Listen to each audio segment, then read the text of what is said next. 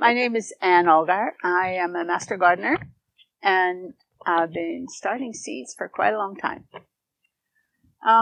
Starting seeds is not a difficult thing to do, but before you decide to grow your own vegetables and start vegetables yourself from seed, there are a few things to consider to guarantee success. The first one is the type of soil you have. For example, if you have heavy clay soil, it needs to be amended with compost or sand and mixed in together to lighten it up so that air and water can easily get through the soil. Turning the clay over in the fall will also help.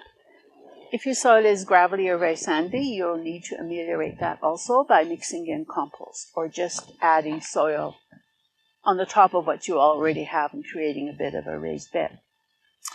Adequate sunshine in your garden plot is very important too.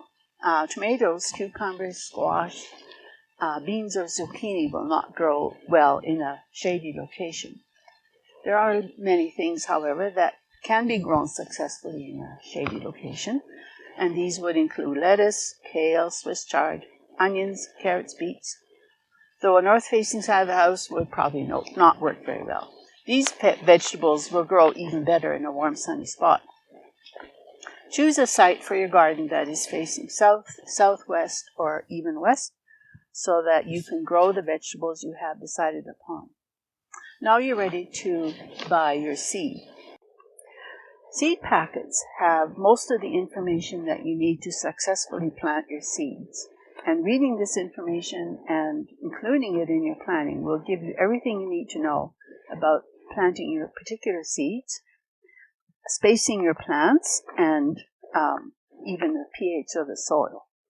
So, how deep you need to plant the seeds if chosen. For example, it's not a good idea to plant tiny seeds a half an inch deep, because those seeds will have to spend a lot of energy making it through the soil.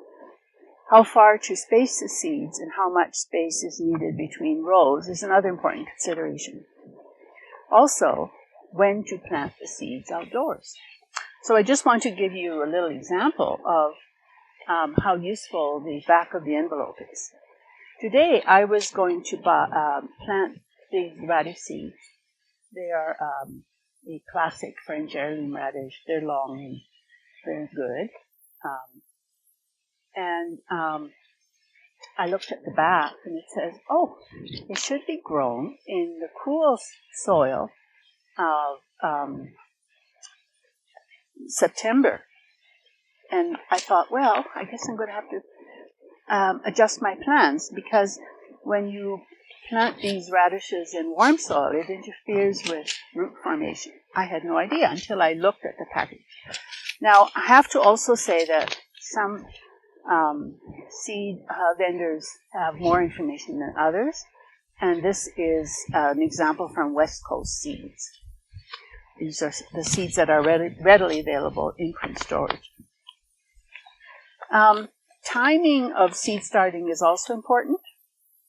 For example, some plants prefer to get started when it's cool. Peas, spinach, and lettuce are examples of that, and these seeds can be planted in April.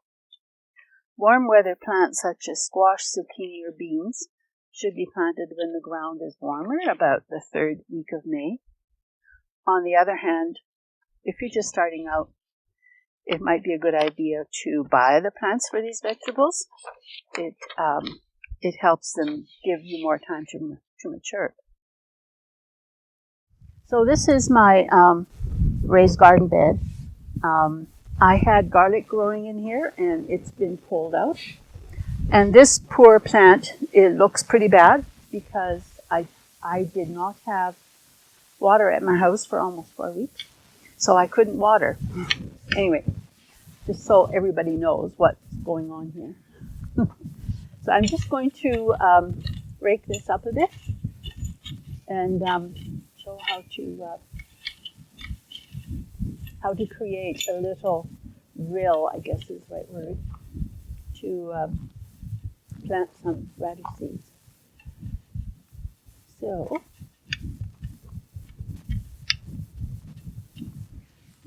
That will be a good quarter to half an inch. And these radishes should be planted a quarter of an inch deep. So there I have this nice straight line here. And I'm just going to use a few of these seeds to demonstrate. So it's not very difficult. You can just give them a little bit of space. And then lightly cover them like that. Press the seeds into the ground. And in spring, you won't have to worry about how dry it is because the ground will be damp anyway. But if I was planting these seeds now, for sure, I would water it with a gentle spray. And I'd have to, if it's very warm outside, I'd have to make sure it stays moist as well if there's no rain. That's it.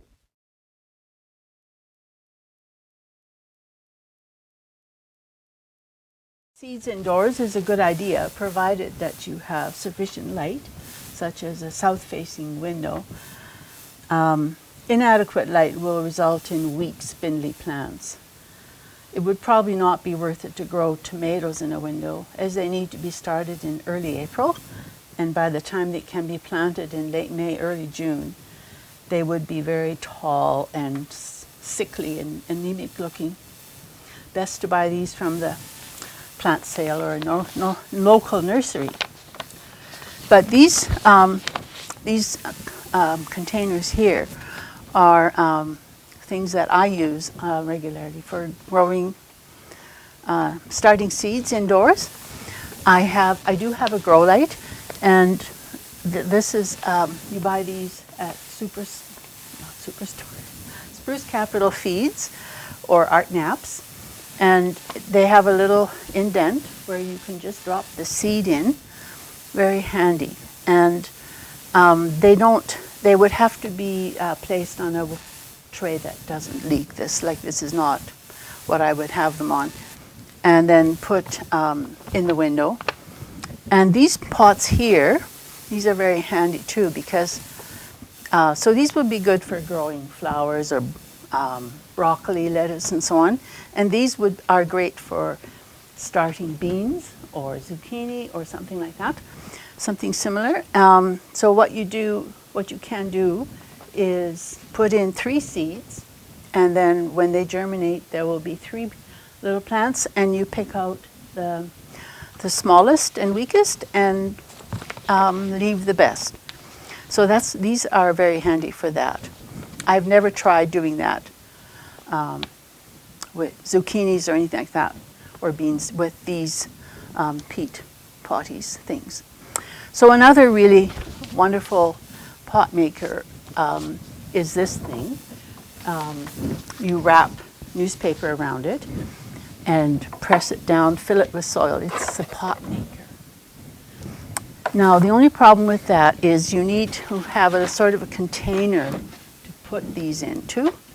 So you put the pot into this container, fill it with soil, and then you're ready to plant your seeds. And then when your seedlings are ready to go in the garden, you just plop them in, newspaper and all.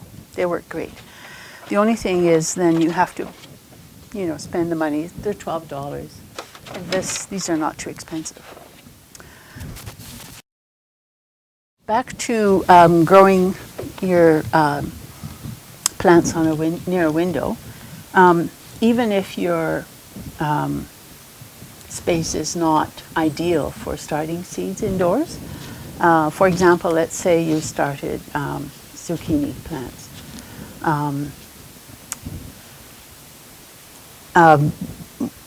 When it warms up in May, on a warm day, you can put your plants outside, and they get the benefit of natural light and some heat, and then you bring them back in at night because it might freeze overnight.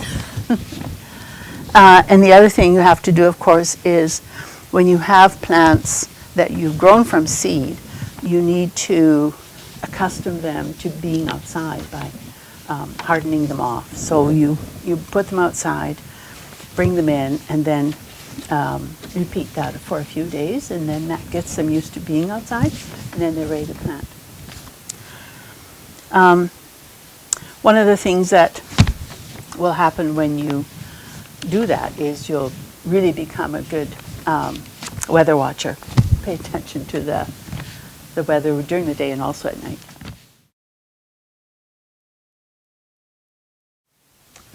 I would buy a seed starting mix. Okay. And combine that with something like sea soil or compost if I have any. Okay. And then I water with something like Miracle Grow on a regular basis. Yes. Okay. Yeah. Mm-hmm. And how often should you be watering your seedlings in these little pots? Like, you don't want them to dry out too much, but you also don't want them to be too wet, right? That's right. So once you start doing that, then the seedlings have to be monitored every single day so that you can keep on top of, make sure that they have enough moisture and are not drying out. At some stages, if the seedlings are really tiny and they dry out, well, then they're not going to come back. But for larger seedlings, it may not be too bad a problem, but ideally, yeah, that's what happens.